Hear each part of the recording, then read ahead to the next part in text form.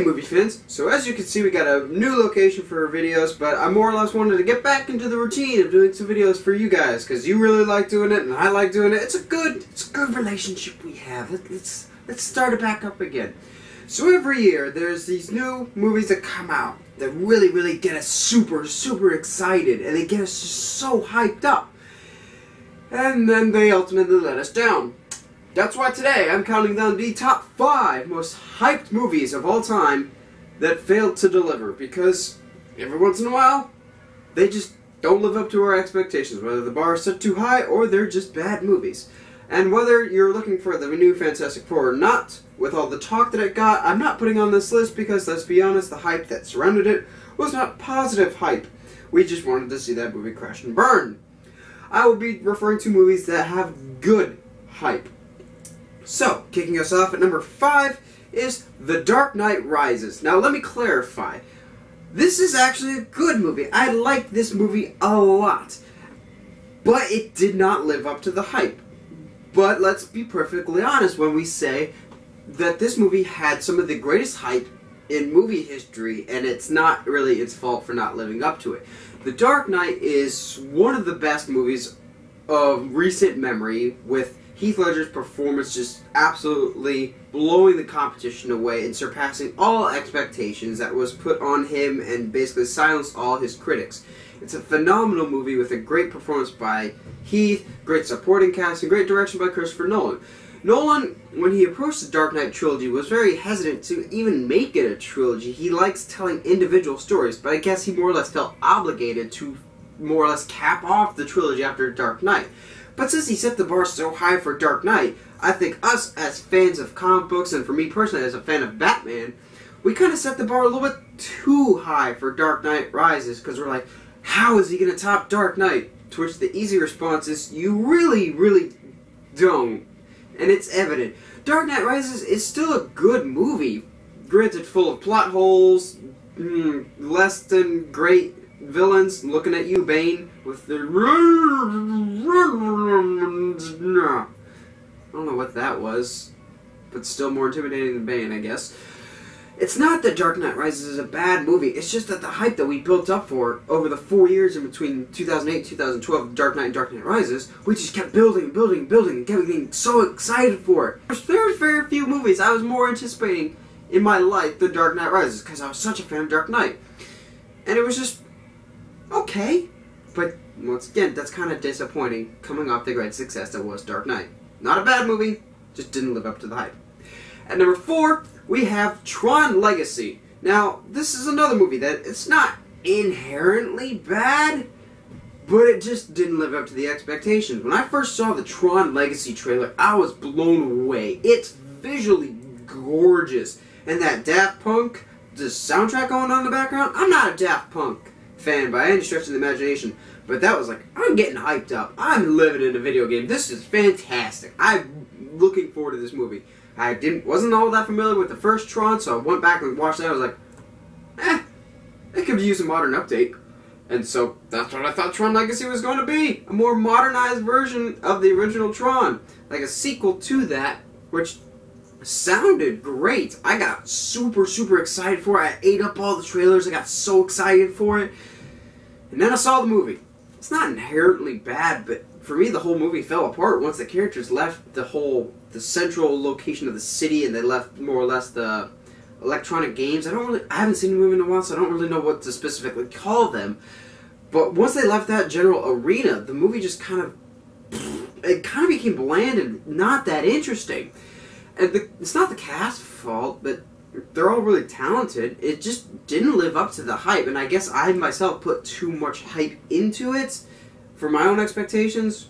The trailers blew me away so visually, and it's visually stunning as a movie, but as a story, it just wasn't that engaging or enthralling. It just kind of left me wanting more. Plus, the whole CGI Jeff Bridges looked kind of creepy and just rather unsettling. Number 3, we have Indiana Jones and the Kingdom of the Crystal Skull. Now, I love Indiana Jones, and I know there's a legion of Indiana Jones fans, and hopefully we get some more Indiana Jones movies someday, minus Harrison Ford. Yes, I know it's blasphemous, but frankly, after watching Kingdom of the Crystal Skull, Let's hand the fedora off to somebody else not named Shia LaBeouf. How does that sound, Disney? It's all in your hands right now. Metaphors be with you, which we'll get to that later. But Kingdom of the Crystal Skull, the trailers did a very good job of hooking you in, of look at the old magic of Indiana Jones. It's so fun. You get Indy back. He's whipping the whip. Harrison Ford's back as Indiana Jones. One of his best characters of all time. And it was great in the trailers.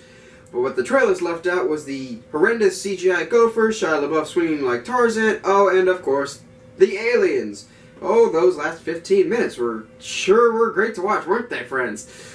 But yeah, Kingdom of the Crystal Skull. Oh, the fun thing about Indiana Jones is that it's like, it feels in reality, but at the same time, it's got some fanciful elements. Like, you're not actually gonna believe an archaeology professor goes on these wild and crazy adventures when he's off the clock. But needless to say, it's something that it's fun, but it has a little bit of suspension of disbelief. Kingdom of the Crystal Skull was all suspension of disbelief and not very much fun. They over-relied on CGI, and it didn't seem like anyone in the cast particularly wanted to be there. Everyone was more or less just a cardboard cutout, and it just didn't have that same magic. And Indiana Jones fans were, needless to say, just really disappointed.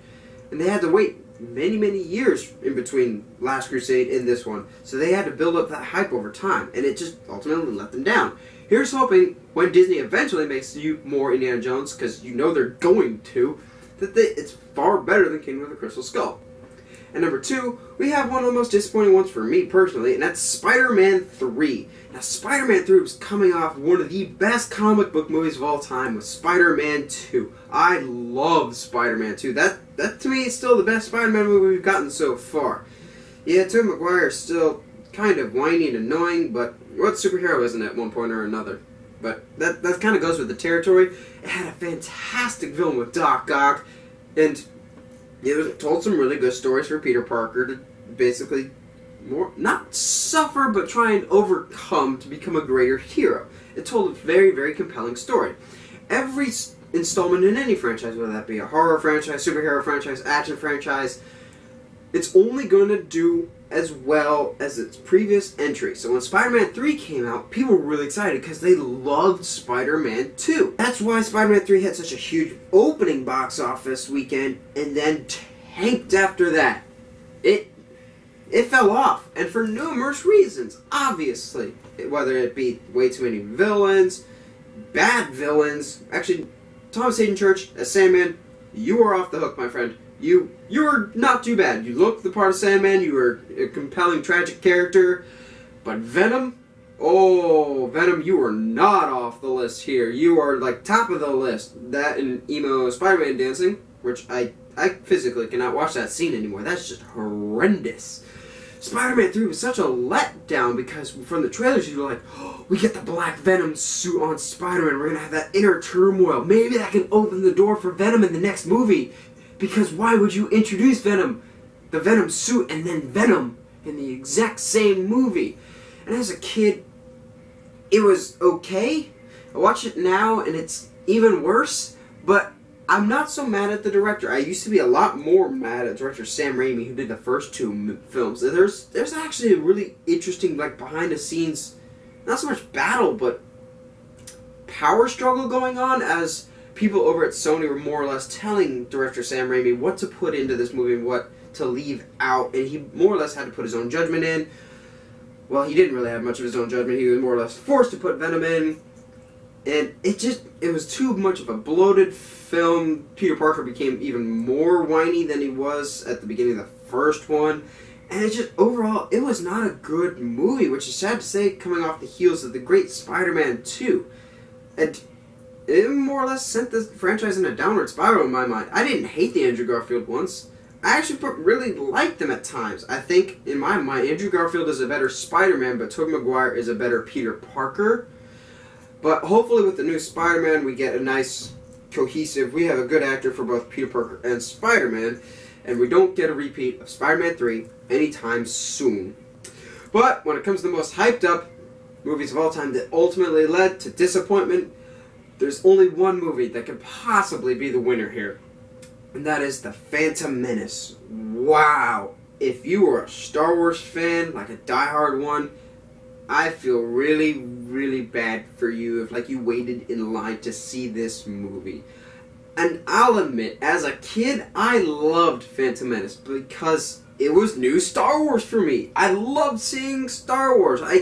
Anything Star Wars I could eat up. Like the Star Wars Special Edition VHSs, I wore those things down. And now I'm still desiring to see the original cuts more so than the Special Edition, but that'll never happen. Thanks for that, George Lucas.